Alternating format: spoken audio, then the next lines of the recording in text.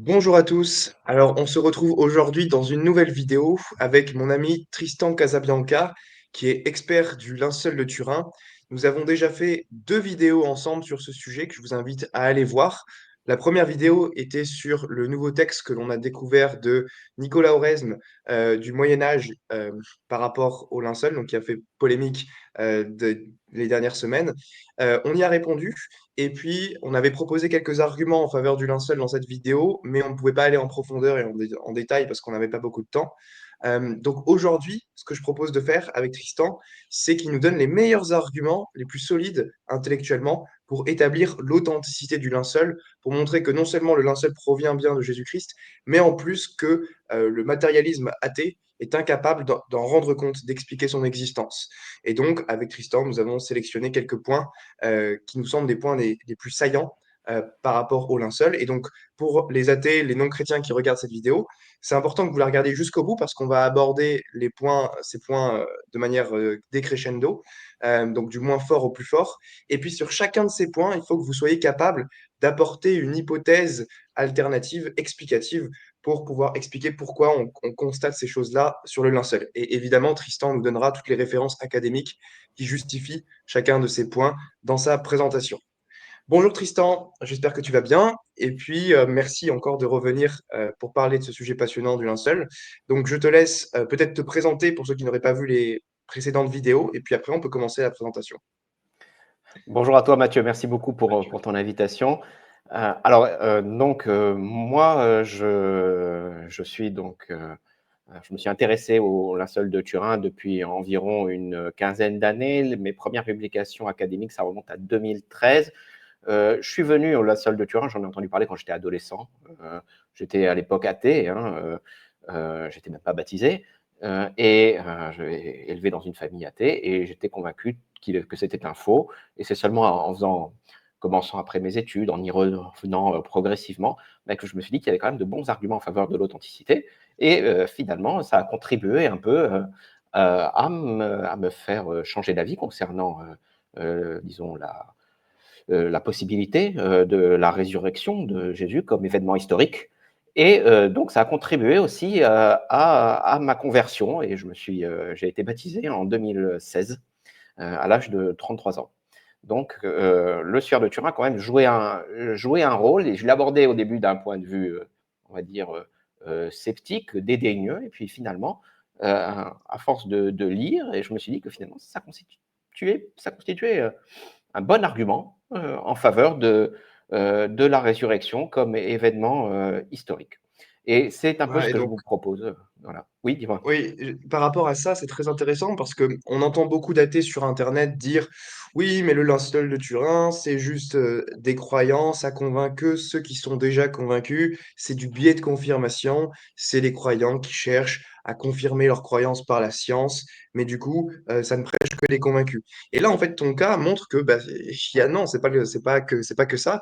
Il y a aussi des personnes de bonne volonté en recherche sincère de la vérité qui, en se mettant à étudier de manière sérieuse et objective les données scientifiques à l'égard du linceul, eh bien, deviennent peu à peu convaincus de son authenticité et ça peut voilà, générer chez eux une vraie conversion à la foi chrétienne. Et donc, bah, on a un bel exemple avec toi aujourd'hui par rapport à ça.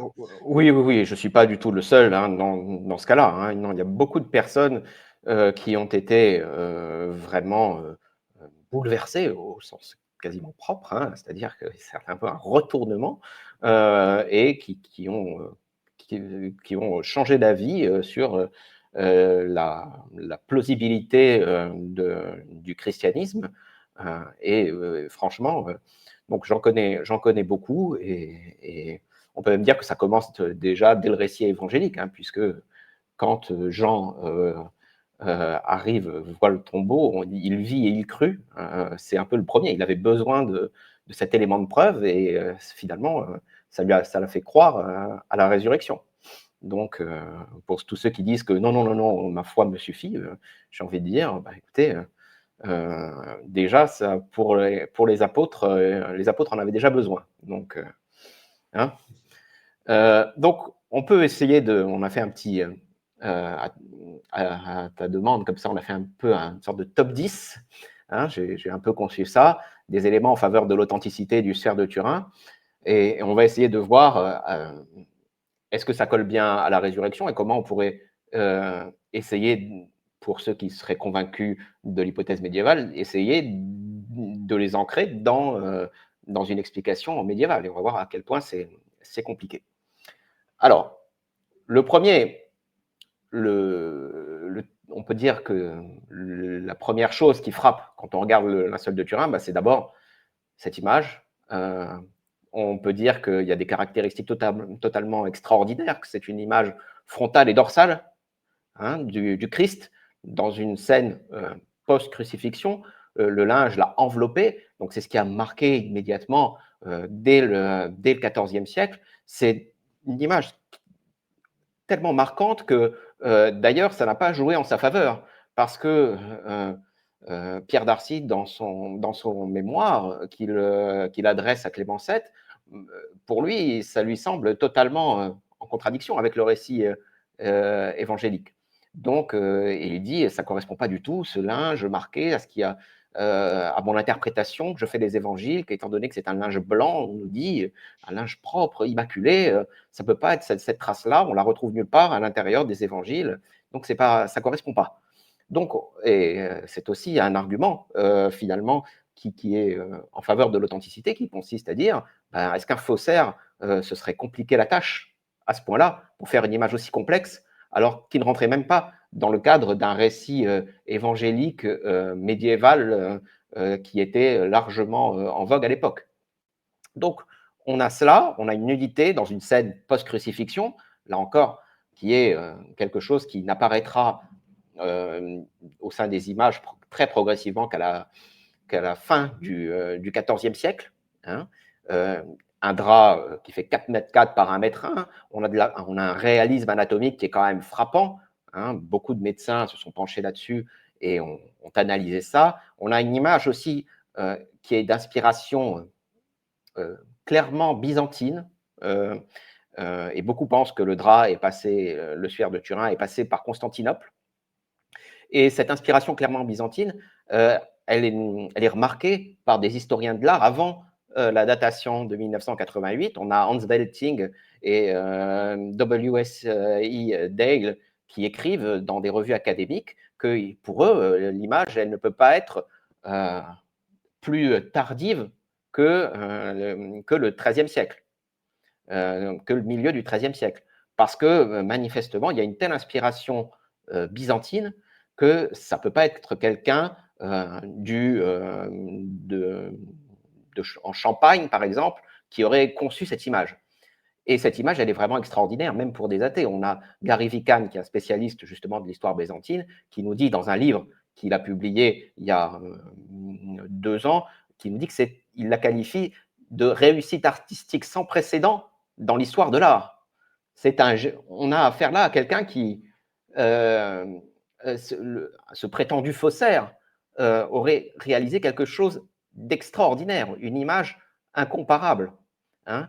Et Nicolas Sarzeau est bien obligé, même Nicolas Sarzeau qui a publié un livre aux éditions du Cerf qui s'appelle Les suaires du Christ en Occident, d'un point de vue opposé à l'authenticité, il est bien obligé d'admettre dans un jargon très de sociologue que c'est un ingénieux apax. Hein. Un apax, c'est quelque chose qui apparaît une seule fois dans la littérature, un mot qui apparaît une seule fois dans la littérature. Et donc là, il dit que c'est une image qui apparaît une seule fois dans l'histoire de l'art. Il dit que c'est un ingénieux apax. Ben oui, pourquoi? Parce qu'on on est confronté à un génie médiéval, immoral, anonyme, au milieu du XIVe siècle, dans l'hypothèse du faux médiéval, en Champagne, sans prédécesseur ni héritier, sans atelier, sans à quelque chose d'unique dans l'histoire de l'art. C'est-à-dire que c'est Alors, un... tu dis immoral pour que les gens comprennent pourquoi tu mets le mot Ah oui. immoral. C'est parce que l'artiste en question, le faussaire, aurait dû faire subir à la victime qu'il a mis dans le linceul les mêmes supplices que la crucifixion de Jésus. Et ça, on l'a bien établi par Alors, les travaux du Sturp en 78. oui, non seulement ça, mais même avant. C'est-à-dire qu'il aurait dû réaliser un faux. Il aurait dû réaliser un faux. Il aurait eu la volonté de tromper. Et ça, c'est foncièrement immoral, évidemment. Hein. Il aurait eu la volonté de duper. Même si, admettons que quelqu'un nous dise: «Oui, mais vous comprenez, ce n'était pas vraiment une personne qui était enveloppée dans ce drap, c'était par exemple un bas-relief». Mais il aurait eu quand même la volonté de duper. Et cette volonté de duper est caractéristique de l'immoralité. Donc, on aurait eu ce génie médiéval, immoral, anonyme, en Champagne, au milieu du XIVe siècle. Et j'ai envie de dire que si on est pour les tenants de cette thèse, c'est quelque chose une vision, enfin une pensée qui doit quand même, qui est quand même extrêmement surprenante. Ça voudrait dire que tous les historiens de l'art, pour l'instant, ont été dans l'incapacité de trouver cette personne, c'est-à-dire qu'on ne connaît pas, on n'a pas réussi à identifier quelqu'un qui aurait surgi comme ça et d'une façon aussi brillante aurait réalisé cette image et n'en aurait pas réalisé d'autres. C'est pas comme les pyramides. C'est-à-dire que les pyramides, on voit le processus de création, on voit les échecs sur des siècles et des siècles, hein, pour aboutir aux pyramides à Gizeh. Donc, c'est pas du tout ça. Là, on a vraiment un objet, un unicum, un objet unique dans l'histoire de l'art. Et là, comment l'expliquer? Comment l'expliquer? C'est très compliqué pour les historiens de l'art qui sont les tenants de la thèse du faux. Et c'est d'ailleurs pour ça que cette image, elle n'est pas souvent mentionnée dans les livres d'histoire, tout simplement parce qu'elle dérange. Alors, j'ai mis, après quelques références académiques auxquelles ceux qui regardent cette vidéo pourront se reporter s'ils en ont envie, tous les articles qu'ils pourront regarder un peu plus en détail. Le point numéro 9, dans ce top 10, il fait référence à des recherches qui sont un petit peu plus originales et un peu plus ignorées par le grand public actuellement, parce que on a découvert récemment quelque chose d'assez remarquable concernant le sang. Le sang, on a découvert, je parlais de réalisme anatomique, on a découvert donc cette image était de façon, il y avait quand même un réalisme anatomique extrêmement marquant, mais on s'est dit comment le sang, ces traces de sang supposées sur le linceul de Turin, ont pu être avoir des marqués aussi bien sur le linceul. Eh bien, on a découvert que c'était un phénomène naturel qui était similaire à une sorte de dissolution qui a permis le transfert de sang coagulé sur le tissu. C'est-à-dire que dans un environnement humide, les chercheurs ont réalisé cette expérience et l'ont publiée en 2023 dans un journal qui s'appelle International Journal of Legal Medicine. C'est des chercheurs, des médecins allemands qui ont publié ça. Et ils ont remarqué que dans un environnement humide, donc du sang provenant de caillots s'est étalé, ce qui a permis son transfert sur le tissu. Donc, on peut penser que le corps a été lavé, comme dans un rituel funéraire hébraïque, avant d'être placé sur le linceul, ce qui a réactivé le sang séché, et ce qui a permis d'obtenir des traces précises et intactes. Et voici ce qu'ils nous disent. Ils nous disent, il paraît remarquable que nous ayons été en capacité, ces chercheurs nous disent ça, il paraît remarquable que nous ayons été en capacité de reproduire des découvertes très similaires à celles des traces de sang du suaire de Turin. Et ça rentre en fait dans un cadre que l'on avait déjà pu explorer concernant la recherche de pollen. Cette recherche de pollen que l'on entend souvent un peu décriée parce qu'un chercheur dans les années 70 avait fait un prélèvement de pollen et ces recherches avaient été et continuent à être un peu remises en question. Mais en 2017, Marcia Boy, qui est une palynologue, a publié dans la revue d'Oxford Archaeometry, a publié une réinterprétation de ces données, et pour elle, elle a trouvé que ces recherches, pour elle, ont confirmé et authentifié la théorie selon laquelle le cadavre dans le linceul a reçu des funérailles et un enterrement avec tous les honneurs et le respect qui auraient été habituels dans la tradition hébraïque.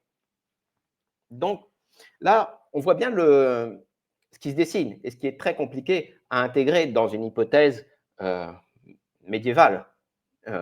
C'est qu'on a quelque chose un processus complexe, très réaliste, qui s'intègre parfaitement dans le cadre hébraïque, mais qui s'intégrerait déjà beaucoup moins dans le cadre d'un faussaire qui aurait réussi ce coup de génie. Hein. Donc, c'est vraiment un point peu souvent remarqué, mais je pense qu'il faut attirer l'attention des personnes qui sont intéressées par ce sujet. Il faut attirer leur attention sur ce point et qu'ils essayent aussi de l'expliquer.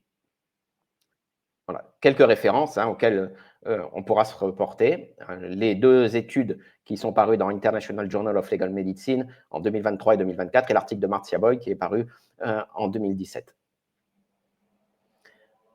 Alors, en 8e position, j'ai mis le caractère négatif de l'image parce qu'en fait, tout commence par là. Tout commence par là en 1898 quand le photographe Secundo Pia prend l'image du linceul de Turin et tout à coup, dans la chambre noire, il est frappé parce qu'il se rend compte que l'image ressort beaucoup mieux sur la plaque photo que ce qu'il peut voir en réalité. Et c'est donc ce caractère négatif de l'image qui le frappe. Et quand on parle de négativité de l'image du sphère de Turin, il y a souvent des incompréhensions.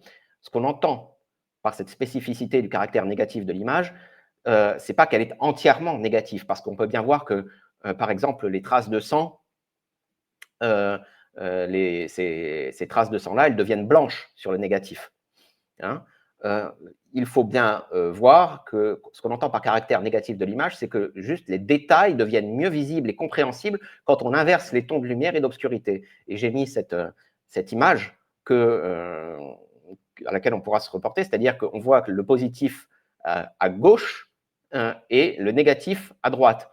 Quand l'image est négative pour la jeune fille, eh bien, manifestement, on distingue beaucoup moins ses caractéristiques, tandis que c'est le contraire pour le sphère de Turin, on distingue beaucoup mieux les caractéristiques quand l'image est négative. Et donc tout ça pour bien montrer, et c'était cette négativité, cette définition de la négativité, c'est une définition de la négativité qui est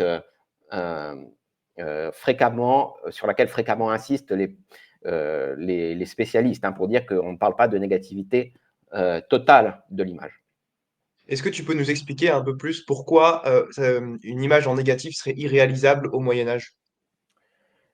Elle serait irréalisable, je dirais que parce que évidemment, au Moyen Âge, on n'a pas du tout l'idée de ce que peut être un négatif, c'est-à-dire que l'inversion des tons de lumière et d'obscurité puisse produire un tel phénomène. La négativité de l'image, c'est quelque chose qui va émerger au XIXe siècle. La question, c'est comment un faussaire, un artiste aurait pu arriver à ce phénomène un peu par hasard, découvrir une sorte de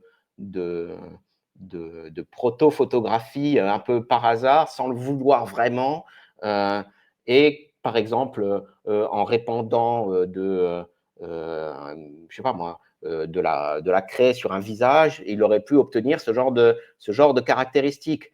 Mais, et ça aurait donc créé cette image bien mieux compréhensible dès qu'on l'applique, dès qu'on la met sur une plaque photographique, dès qu'on fait un négatif. Et évidemment, ça oblige tout de suite, dans cette hypothèse médiévale, ça oblige tout de suite à un degré de complexité qui est beaucoup plus élevé. Et c'est d'ailleurs pourquoi, quand Secundo Pia a pris cette photo, et qu'on s'est aperçu de ce caractère négatif de l'image, tout de suite, on a dit, mais non, attendez, une des explications pour contrer cette apparition de l'image, ça a été, c'est un faux. Secundo Pia a fait un faux, il a essayé de tromper. Il a essayé de tromper, ou alors, manifestement, il a fait une fausse manipulation. Mais parce que cette image, cette caractéristique négative de l'image, elle est très difficile à expliquer dans un cadre médiéval, évidemment. Oui, d'accord. Et là aussi, ce qui suit et ce qui est corrélé à cette négativité de l'image, c'est ce qu'on appelle la tridimensionnalité. La tridimensionnalité, en une formule, on pourrait qualifier ça de sculpture enregistrée. C'est Antoine Legrand qui, en 1985, dans un livre qu'il écrit sur le linceul de Turin, nous dit, en parlant de la tridimensionnalité, c'est une sculpture enregistrée au même titre que le disque de phono et la conserve du son. Pourquoi? Parce que qu'est-ce qu'on entend par tridimensionnalité? C'est la corrélation entre la luminosité de l'image et la distance entre un corps humain et un drap l'enveloppant. C'est sur la photo positive du sphère de Turin, on se rend compte que les parties les plus au contact du drap, comme le nez, la moustache, sont bien plus sombres que les parties les plus éloignées, comme les orbites. Et donc, c'est pour ça que on arrive à cette caractéristique de tridimensionnalité, qui est une corrélation entre la luminosité de l'image, donc, et vraiment la distance entre un corps humain et le drap qui va l'envelopper.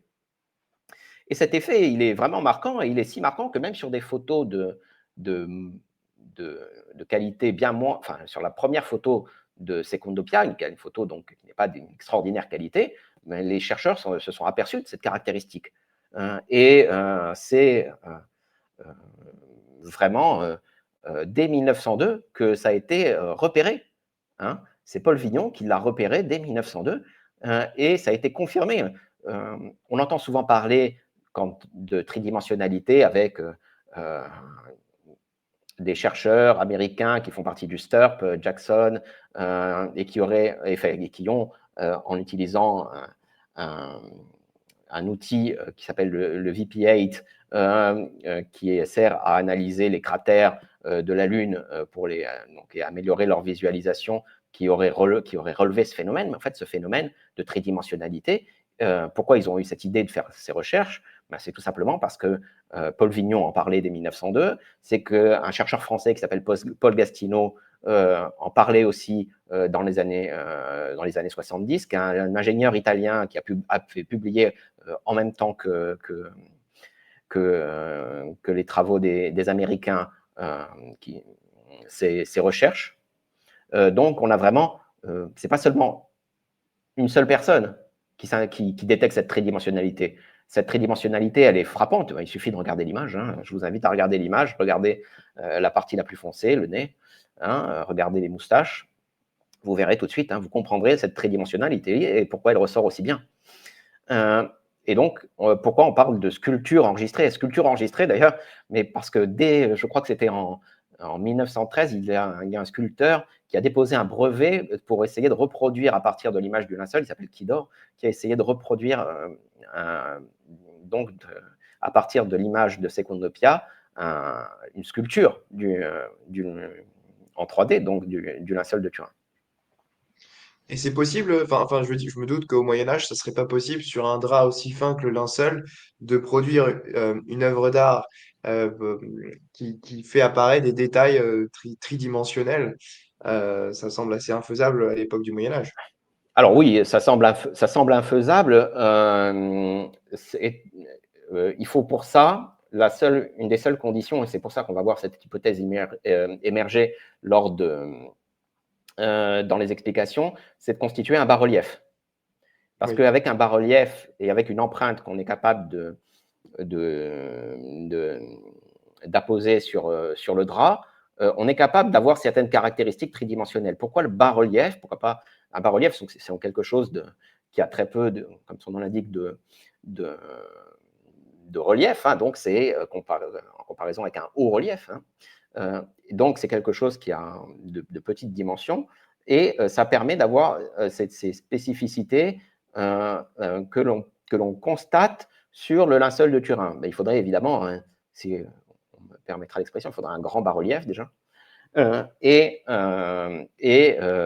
des caractères, enfin, une combinaison technique qui est extrêmement compliquée. Et d'ailleurs, cette combinaison, elle serait incapable de recréer toutes les caractéristiques spécifiques du linceul de Turin, et ça a été attesté d'ailleurs dans une publication en 1984 où on a testé cette hypothèse du bas-relief avec différentes méthodes, bas-relief, hybride en appliquant de différents liquides dessus, etc. etc. Et ça, on n'a pas réussi à recréer une image ayant les mêmes caractéristiques que le suaire de Turin. Donc non seulement on n'a pas d'exemple médiéval d'un bas-relief qui aurait été autre que le linceul de Turin qui aurait été créé comme ça, mais en plus on voit qu'il y a une incapacité à reproduire les caractéristiques principales de l'image avec un bas-relief.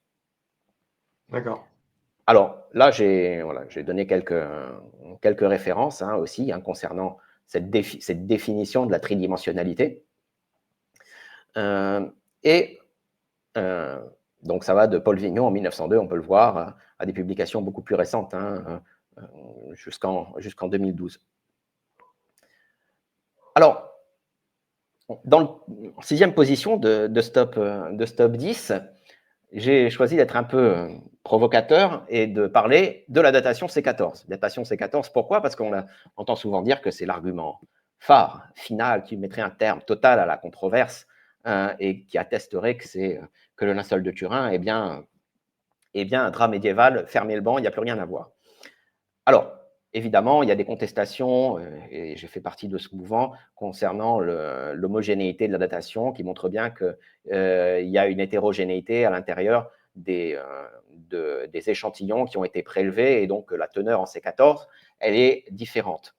Et en analysant les données, on peut se rendre compte que cette teneur de C14 qui est différente, elle est différente d'une façon très spécifique, c'est-à-dire qu'il y a un gradient. C'est-à-dire que plus on se dirige vers le centre du drap, plus les dates ont tendance à rajeunir.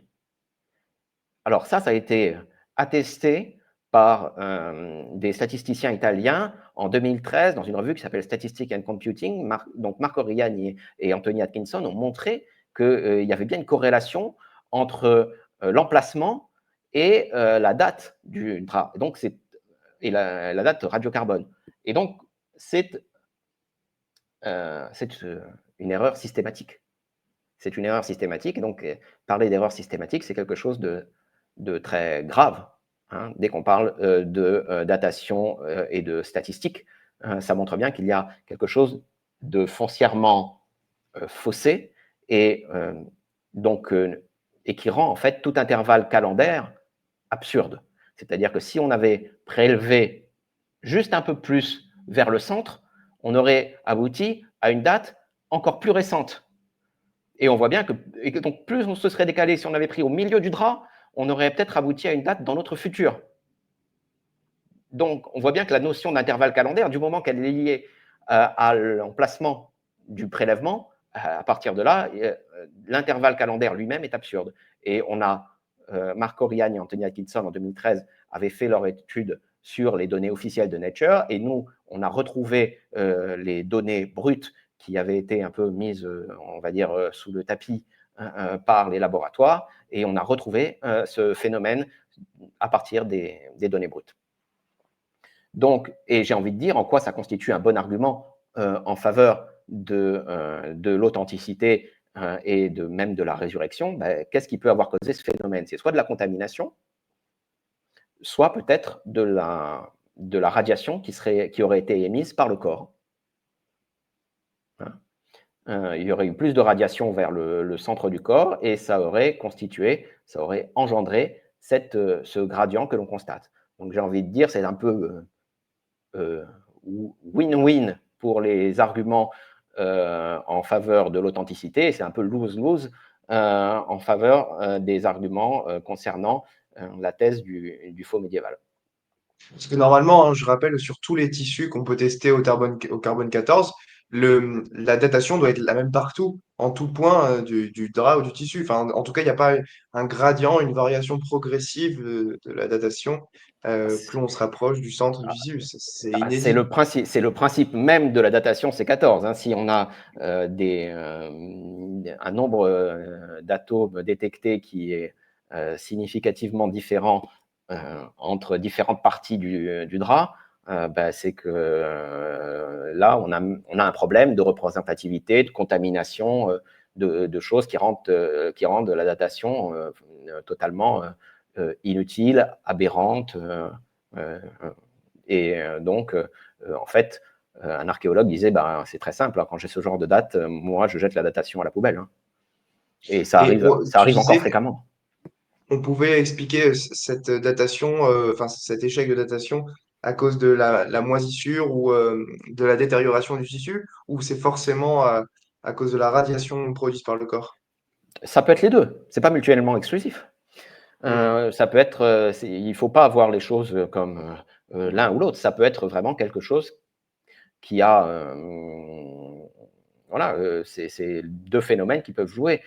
Personnellement, ce que je constate, c'est que il y a un problème de composition chimique dans l'endroit où a été prélevé cet échantillon qui a été confié aux 3 laboratoires. Ils ont manifestement choisi le plus mauvais endroit. Ils ont fait ce prélèvement de façon extrêmement précipitée. Ils nous disent eux-mêmes qu'ils l'ont fait dans une semi-obscurité. Les laboratoires, quand ils ont reçu les échantillons, ont vu qu'il y avait de la contamination sur ces échantillons. C'est ce qu'ils nous disent eux-mêmes.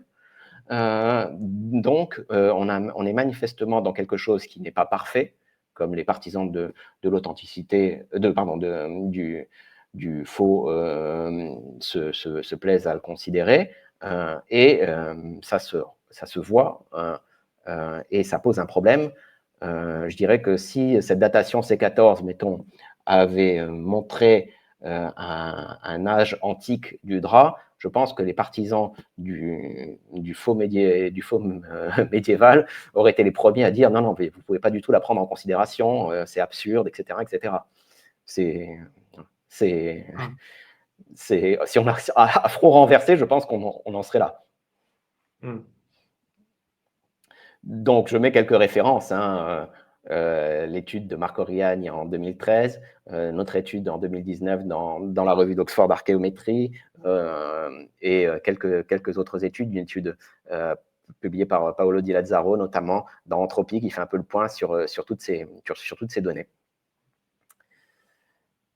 Et alors, après, pour rester un peu dans le phénomène des datations, dans ce top 10 en 5e position, j'ai envie de parler de quelque chose qui a fait beaucoup de bruit au cours des dernières années, qui est les fameuses datations alternatives.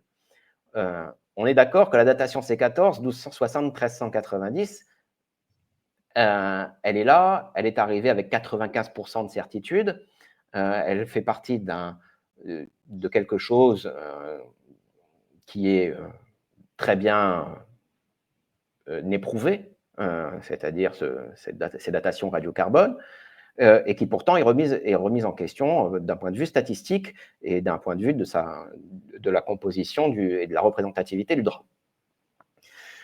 Et des chercheurs se sont demandé, mais est-ce qu'il n'y a pas une possibilité d'arriver à des datations alternatives qui ferait un peu, qui serait capable de supporter ou de contredire cette datation 1260-1390 à partir de fils qui sont à notre disposition.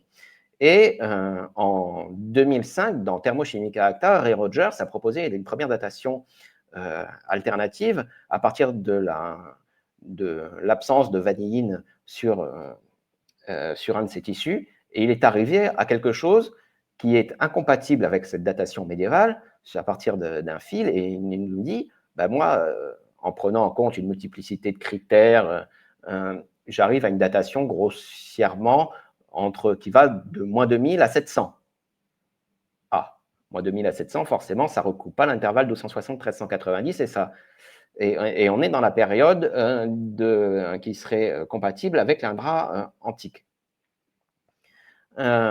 Donc, ça a fait beaucoup parler à l'époque et ça a contribué, ça a été la première grande contestation de cette datation 1260-1390. À partir des années 2013, Giulio Fanti de l'université de Padoue va procéder lui aussi à des datations non destructives avec des méthodologies innovantes pour essayer de déterminer si ce drap correspond bien à l'hypothèse d'un drap antique ou d'un faux médiéval à partir d'échantillons qui sont à sa disposition. Alors, en 2015, il publie une première étude qui montre que par des moyens mécaniques, on arrive à quelque chose qui va du premier de moins 14 à 534.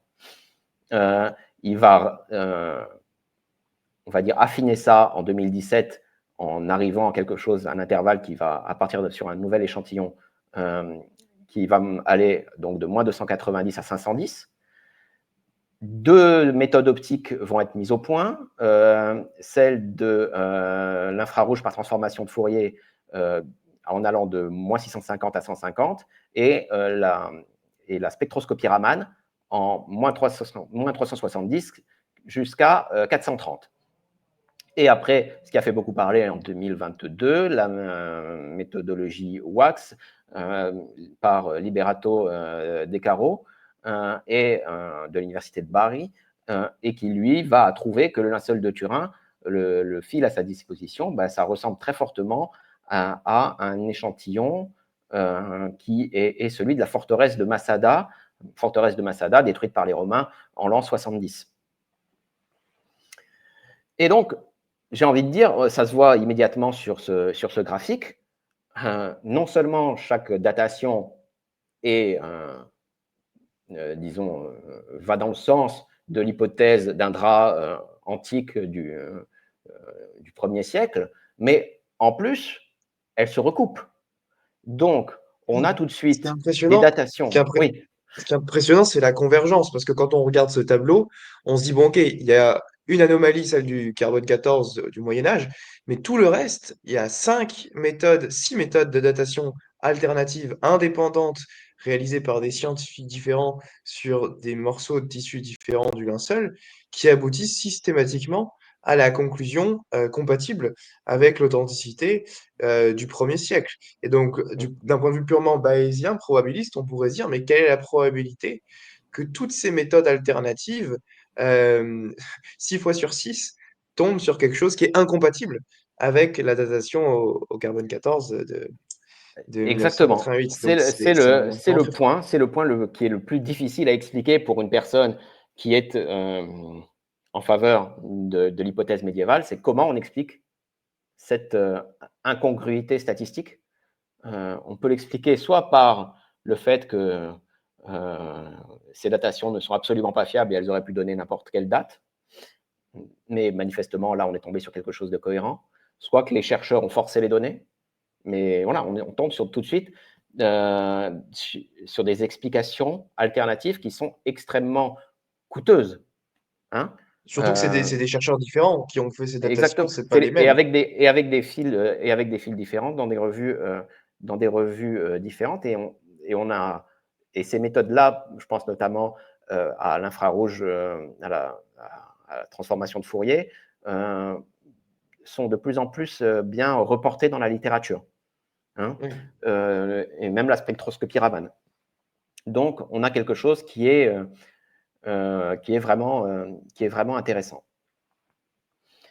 Alors, donc là, évidemment, je montre un peu les références, quelques références là-dessus, auxquelles on pourra se reporter. Et bon, c'est très bien expliqué là-dedans.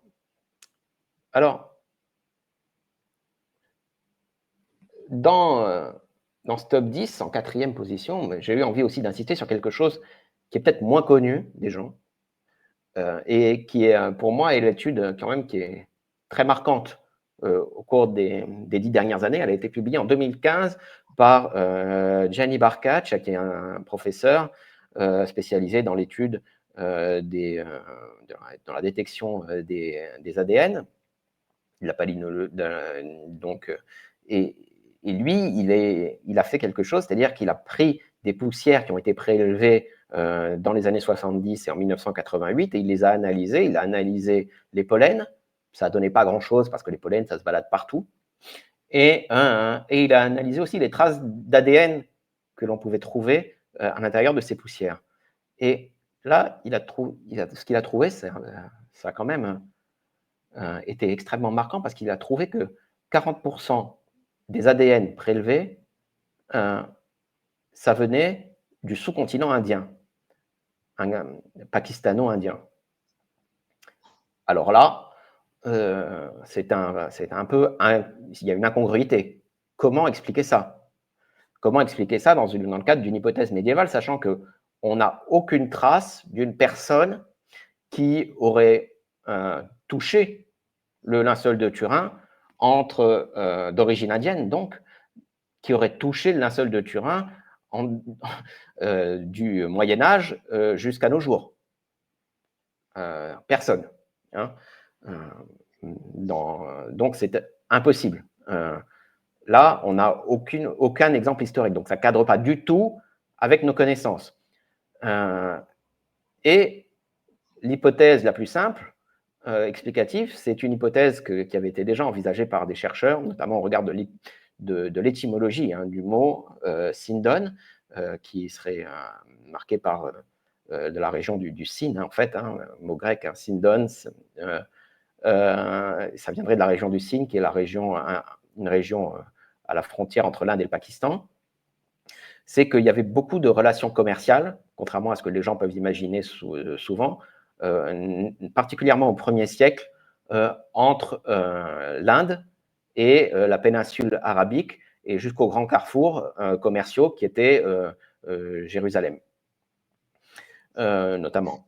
Donc, chaque année, par exemple, il y avait, lors de la mousson, il y avait des liaisons maritimes qui s'organisaient au 1er siècle pour tous les tissus de luxe et qui remontaient donc vers le Moyen-Orient. Donc, ça cadrerait très bien cette explication-là avec du lin qui aurait été coupé dans ces régions-là et qui aurait été vendu au Moyen-Orient dans le cadre de ces liaisons commerciales. Et ça, c'est fort parce que je rappelle, on a la certitude que à partir de l'intervalle, on va dire à partir du XIVe siècle jusqu'à nos jours, le linceul est resté en Occident. Et donc, donc la question qu'il faut poser à ceux qui défendent la thèse du faux médiéval, c'est comment ça se fait qu'un linge dont on sait qu'il est resté en Occident entre, on va dire, 1350 et aujourd'hui, comment ça se fait que, il y ait des traces d'ADN indien si on pense qu'il a été créé au XIVe siècle? Ça n'a pas beaucoup de sens. Donc ouais, comment ils lui répondent du coup les partisans de Ben, l'inauthenticité à cet argument? je crois que pour l'instant, ils ne peuvent pas y répondre. La seule façon d'y répondre, c'est de dire que l'étude est biaisée. C'est la seule façon d'y répondre, c'est de dire que manifestement, il y a eu un problème là aussi de contamination des échantillons ou de malfaçon. D'accord. C'est la seule façon d'y répondre. Parce que comment expliquer qu'on ait 40% d'ADN indien qui se balade sur le suaire de Turin dans la zone, dans les poussières qui ont été prélevées? Là, bon courage. Et alors l'étude en question au niveau des sources, du coup, c'est dans une revue académique, c'est bien ça? Oui, oui, c'est dans une revue en plus qui s'appelle Scientific Reports. C'est une revue du groupe Nature. D'accord. C'est une revue du groupe Nature et donc en plus Gianni Barcaccia est une figure d'autorité. C'est pas un petit, voilà. C'est Oui, c'est c'est sérieux. quelqu'un qui, oui, oui. Et donc c'est une revue du groupe Nature qui a publié cette étude-là en 2015. Et je pense que Gianni Barcaccia ne s'attendait absolument pas à ces résultats. D'accord. Ok. Alors après, on a la querelle du sang. Y a-t-il du sang ou pas sur le CR de Turin? Et c'est en ça que je le mets sur le podium de Stop 10, c'est que au cours des dernières, depuis 40 ans, on a eu vraiment des confirmations multiples qu'il y avait bien du sang sur le linceul de Turin. Ça a été, et ça montre aussi, c'est aussi une réponse à tous ceux qui disent oui, mais vous comprenez, depuis les études du STURP, il n'y a pas eu d'études sur le linceul de Turin. et qui permettent d'attester ou de contredire ou de mettre un terme à cette querelle du sang. Et ce qu'on peut voir, et dans toutes les références que je peux fournir, c'est que bah, ces études, elles ont bien continué.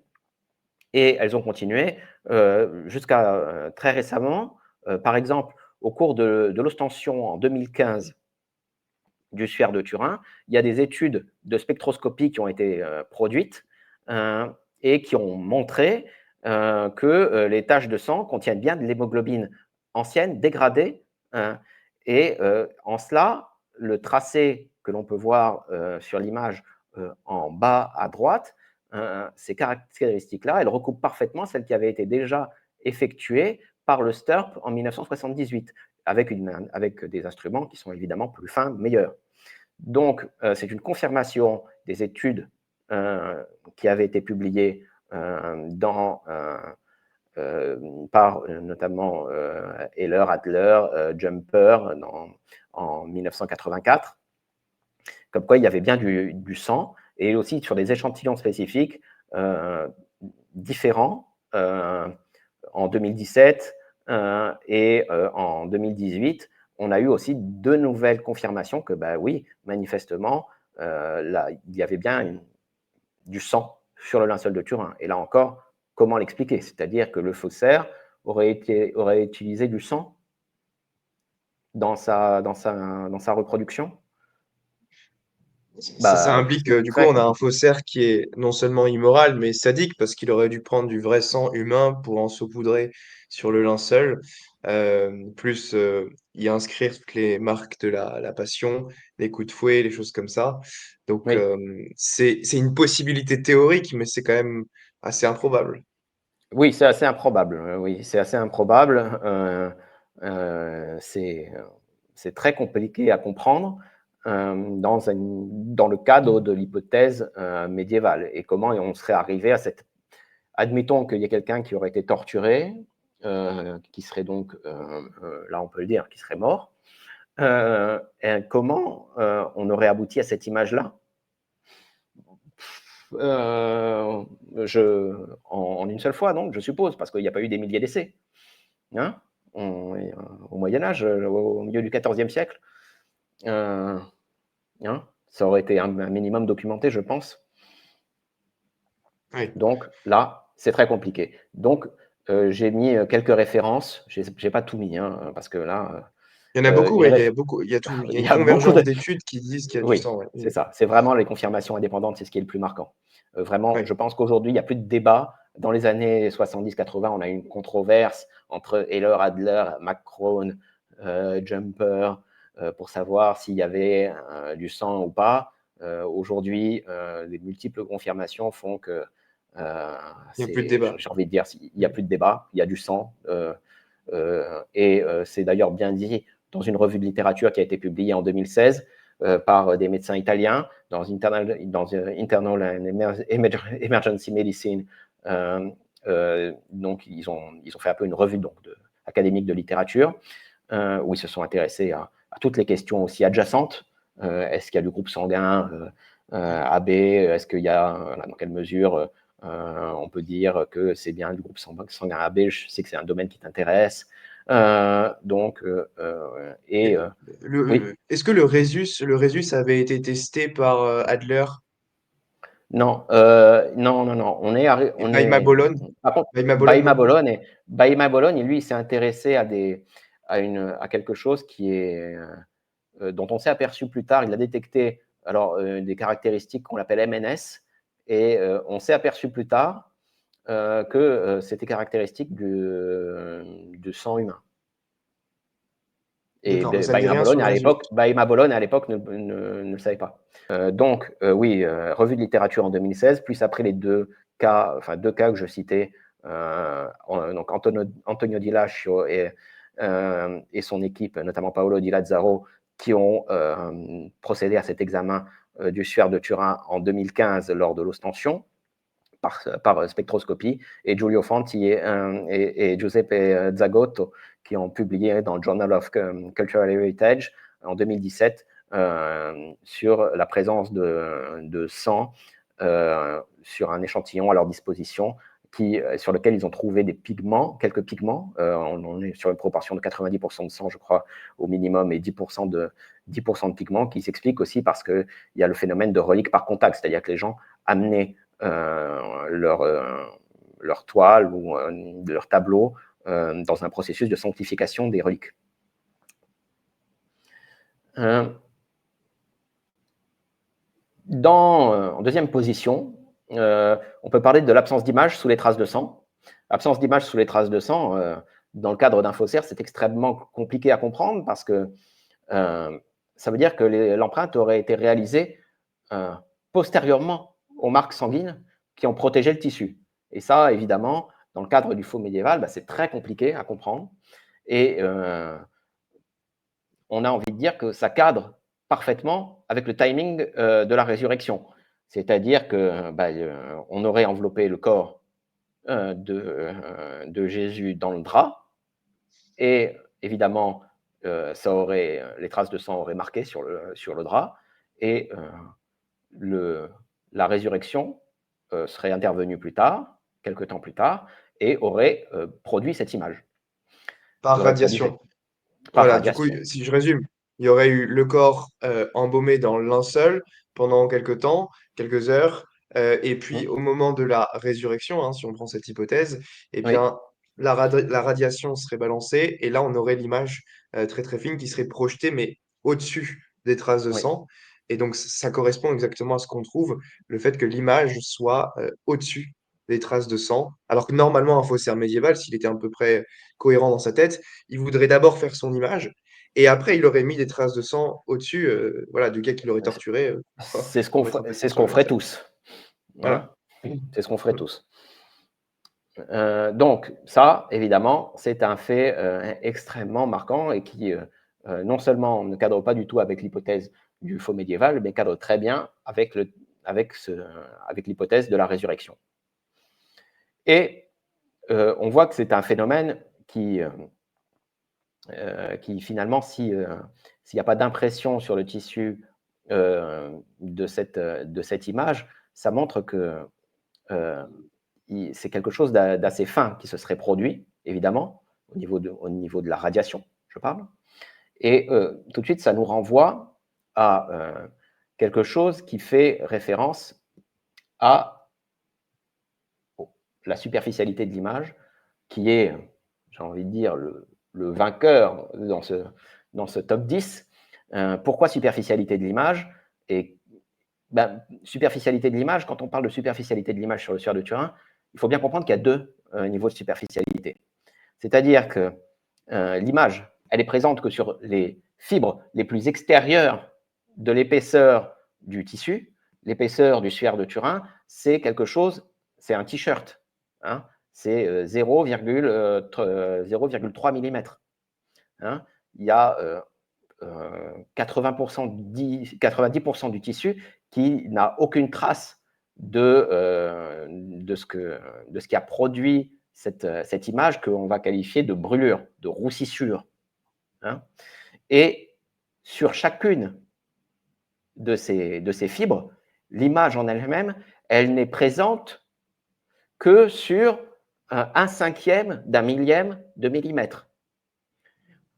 Donc, il y a vraiment deux niveaux de superficialité. Les fibres, et à l'intérieur des fibres, on se rend compte que l'image, elle est présente que sur un cinquième d'un millième de millimètre, c'est-à-dire que c'est le revêtement de ce qu'on appelle de polysaccharide de la fibre, hein, qui est vraiment coloré, et ce n'est pas du tout ce qui forme le cœur de la fibre, la cellulose à l'intérieur. Donc, il n'y a pas d'imprégnation des fibres. Donc, ce type, pour expliquer cette superficialité-là, il n'y a qu'un phénomène de radiation, de laser. Hein. Un chercheur italien que j'ai mentionné plusieurs fois dans cette vidéo, c'est Paolo Di Lazzaro. Lui, il a utilisé des lasers pour reproduire cette superficialité de l'image. Et évidemment, il a réussi, mais pour un faussaire du Moyen-Âge, ça va être beaucoup plus compliqué d'utiliser un laser. Donc, C'est ça. oui. Donc, on s'aperçoit de cette superficialité dès qu'on commence vraiment à examiner le linceul au microscope. et par un égyptologue spécialiste des tissus qui a eu accès en 1973 au suaire de Turin. Et après, elle est confirmée par beaucoup d'études que l'on peut mentionner, que je mentionne là dans les références. Oui, donc Et chacun pourra s'y reporter. Mmh. cette superficialité de 0,2 micron, d'un cinquième, d'un millième de millimètre, un truc vraiment incroyable, Mmh. c'est quelque chose qui est bien attesté dans le monde académique, dans les revues officielles. C'est-à-dire que Oui, c'est pas contesté, cette superficialité de l'image. non, elle est pas contestée. Elle n'est pas D'accord. Et donc, contestée. Vraiment ouais. des très bons exemples. Les fibres du suaire de Turin ont été examinées de tous côtés et elle est même reconnue par des sceptiques, hein. Alors, Donc il y a comment pas est-ce de que difficulté. les sceptiques, comme Macron, qui soutiennent, si ma mémoire est bonne, qu'il s'agit d'une peinture, arrivent à expliquer qu'un faussaire médiéval ait fait une peinture sur un cinquième d'un millième de millimètre, sur 0,2 Eh micron? bien, l'hypothèse qu'a soutenu Macron d'une peinture, justement, plus personne n'y croit. On va être honnête, plus personne ne défend la thèse d'une peinture. C'est terminé. Euh, le principal défaut d'abord de Walter Macron, bon, dans sa tentative un peu d'explication générale, bah, c'est d'abord qu'il s'est jamais, il a procédé, il s'est jamais rendu, il n'a jamais vu le suaire de Turin, hein. Il a vu uniquement des fibres qui lui ont été confiées par le STURP, hein, l'équipe de 1978. Donc aujourd'hui, plus personne ne croit à l'hypothèse de la peinture, parce que l'hypothèse de la peinture, elle ne cadrerait pas du tout avec la superficialité de l'image. Donc c'est terminé. C'est impossible. C'est physiquement impossible parce qu'il y aurait une imprégnation sur par capillarité de toute l'image. Il y C'est a eu des sceptiques qui ont essayé de répondre, des sceptiques plus contemporains, qui ont essayé de répondre à l'argument de la superficialité de l'image. Comment est-ce qu'ils arrivent à expliquer qu'un faussaire médiéval ait pu Eh, créer une image sur... j'ai envie de dire qu'ils sont obligés de contourner l'obstacle parce que l'hypothèse de formation de l'image la plus, enfin la meilleure qui a été proposée par un sceptique a été proposée par un chimiste italien qui s'appelle Luigi Garlaschelli et qui lui a usé d'un procédé extrêmement compliqué déjà pour reproduire l'image, c'est-à-dire qu'il a utilisé le corps d'un homme pour reproduire l'image, sauf pour la tête, parce qu'après, il y a des procès où il a utilisé un bas-relief pour éviter des phénomènes de distorsion anatomique. Donc, on est déjà sur quelque chose de. Pourquoi un faussaire ferait ça? Bon, déjà, on est sur quelque chose d'extrêmement compliqué. Et ce qui lui a été reproché immédiatement, c'est qu'il n'a pas étudié cette question de la superficialité. Il ne l'a pas prise en compte. C'est impossible et il ne le fait. Il a publié un livre en 2024 où il revient sur cette hypothèse et il ne mentionne même pas toutes les contestations qui ont été faites à l'encontre de son hypothèse. Il ne les mentionne même pas, c'est-à-dire qu'il ne veut pas les contredire. Pour lui, il ne peut pas les prendre en considération parce qu'elles ruinent totalement son hypothèse. D'accord, ouais. Et donc, en fait, en bonus, j'ai envie de dire, on arrive à cet argument qui est l'argument des arguments multiples. C'est-à-dire, quand on prend tout en considération, quelle est la probabilité, c'est un peu ce qu'on a essayé de faire tout au long de cette vidéo, que tous ces éléments s'insèrent dans une fabrication médiévale. Et donc, finalement, on en vient à s'interroger. Pourquoi on croit que le suaire de Turin est un faux médiéval? On croit que le suaire de Turin est un faux médiéval parce qu'on a un évêque qui nous dit dans un mémoire mon prédécesseur a trouvé que c'était un faux. Il a eu les aveux du faussaire, donc écoutez, croyez ces personnes sur parole. Et on a une datation C14 qui va dans le sens de cette première certitude historique que nous avons concernant l'apparition du suaire de Turin. Et donc on a ces deux phénomènes qui se recoupent, et donc on pourrait se dire, ok, c'est bon. Mais étant donné que la datation C14 a été remise en question d'un point de vue statistique, et étant donné que le témoignage de Pierre Darcy, ce n'est que le témoignage d'un homme, et qu'il doit être confronté à nos certitudes physico-chimiques, on voit bien qu'il y a peu finalement d'arguments forts en faveur de la thèse du faux. Et que dans une analyse, tu disais bayésienne, effectivement, finalement, ça a peu de poids. Ça a peu de poids parce que on a de l'autre côté toute une série de confirmations indépendantes qui sont en faveur de l'hypothèse d'un drap antique et qui cadrent très bien d'ailleurs avec l'hypothèse de la résurrection. Donc, euh, tout ça, ça nous amène à montrer que, point numéro un, il y a une rationalité dans la croyance en l'authenticité. C'est pas une, c'est, toutes ces publications nous montrent la vigueur de la recherche et le caractère sérieux de la recherche dans le monde académique. Et ça nous montre aussi donc qu'il y a une rationalité dans cette croyance. Et ça nous montre aussi qu'il y a une probabilité très élevée que le suaire de Turin ait enveloppé le corps de Jésus.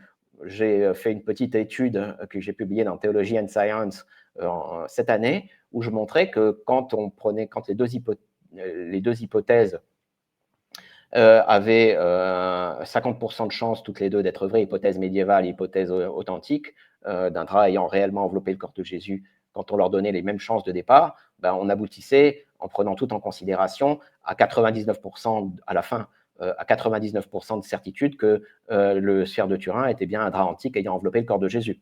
Et quand on avait des probabilités a priori très très faibles, genre 20%, bah, manifestement, on avait quand même ou 30%, on avait quand même quelque chose qui grimpait assez vite en faveur de l'authenticité.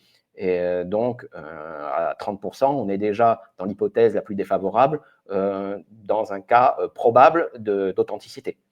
Donc, voilà, voilà un peu le cadre, j'ai envie de dire, épistémologique dans lequel on se situe dès qu'on prend en compte tous ces arguments multiples. Je dirais que on peut même aller au-delà des 99% parce que quand on prend des trucs comme la superficialité de l'image, si il faut vraiment un laser au Moyen Âge pour réaliser cette image sur 0,2 microns, c'est une probabilité largement supérieure à 99% que un faussaire médiéval n'eût pas un accès à un laser ou était dans Oui, une impossibilité radicale de faire ce genre d'image. Donc je pense que même la probabilité postérieure, elle peut dépasser les 99%. Si on oui, parle d'une j'ai impossibilité essayé, physique à réaliser. bien sûr. Après, j'ai essayé d'être conservateur. Peut-être que toutes les études en superficialité se trompent, etc., etc., etc. J'ai essayé quand même, Oui, dans mon oui, estimation, d'accord. d'être conservateur. Hein, Ok. Bon, d'être, bah il voilà. faut être généreux. Pour être généreux. Ouais. Très bien. Et puis, on pourrait aussi dire qu'il y a plein d'arguments qu'on n'a pas mentionnés. Oui, alors Typiquement, là, j'ai dû faire des tous les efforts. arguments en faveur du fait qu'on retrouve sur le linceul toutes les traces de la passion, de la flagellation, de la crucifixion. On voit les trous des clous quand même au Mmh, niveau des poignets, non pas dans les oui, mains. Donc ça, c'est énorme. C'est-à-dire qu'un faussaire médiéval, en plus de faire sa trace sur son image sur 0,2 micro en négatif, etc., il oui, aurait dû faire subir au supplicié eh bien, exactement le même parcours que le Christ, donc flagellation, la couronne d'épines. On voit des mmh, traces sur le linceul, des marques de la couronne d'épines dans le crâne. On voit la flagellation en double éventail, comme ce que faisaient les Romains sur le dos.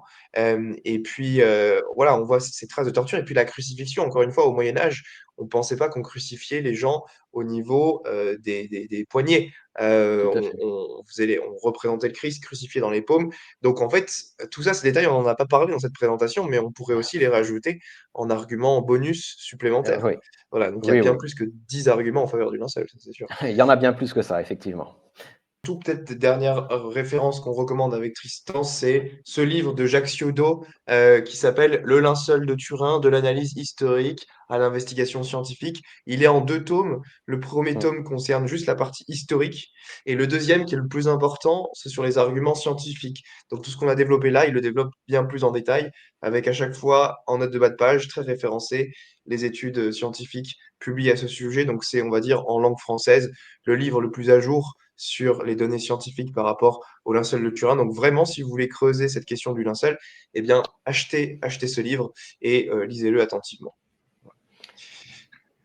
Eh bien, écoute, merci Tristan d'être venu. Et bah, puis, merci c'était beaucoup un à toi, plaisir Mathieu. de te recevoir. N'hésitez pas à laisser des commentaires dans cette vidéo. Si vous avez des questions, n'hésitez pas à les poser. Et peut-être qu'à l'occasion, avec Tristan, on fera une session FAQ de questions-réponses sur le linceul. Voilà. Merci d'être venu en tout cas, Tristan, et puis à Merci bientôt beaucoup. à tous.